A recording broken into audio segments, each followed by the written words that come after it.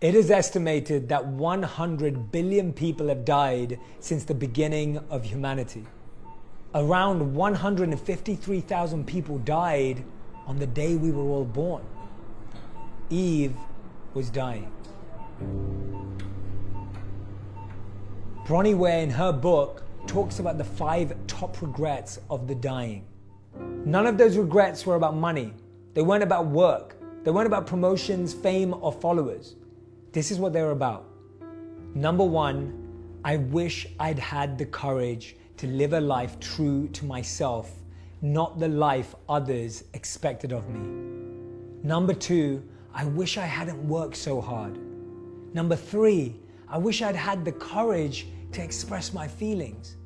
Number 4, I wish I had stayed in touch with my friends.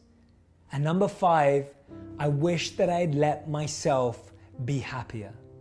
We die with regrets and wishes, a few hits but mostly misses. And I've heard Les Brown say that a graveyard is the wealthiest place in the world, because that is where we can find all the dreams that were never lived, the books that were never written, the companies that were never found, the songs that were never composed, all because someone was scared of starting.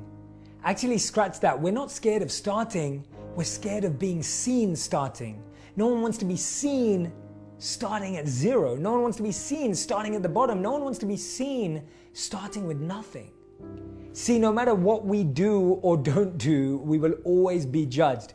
If we just hang about, people will say that we're not proactive and we're not productive. If we talk about our big visions and start getting active, people will say we're too greedy or we're overworking. In all of our lives, we will face judgment either way, and that is why we need to live a life true to ourselves, not what others expect of us. See, people will always tell us to follow the rules, live inside the boundaries, and follow the norms. And that is why we don't need to work hard for others' priorities, but work for our own. See, we will always be told we're weak to say how we feel, that revealing your truth is too vulnerable or open. But that is why we must express our feelings.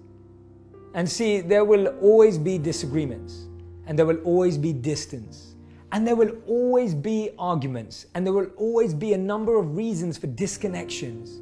But we should stay in touch with those we love anyway.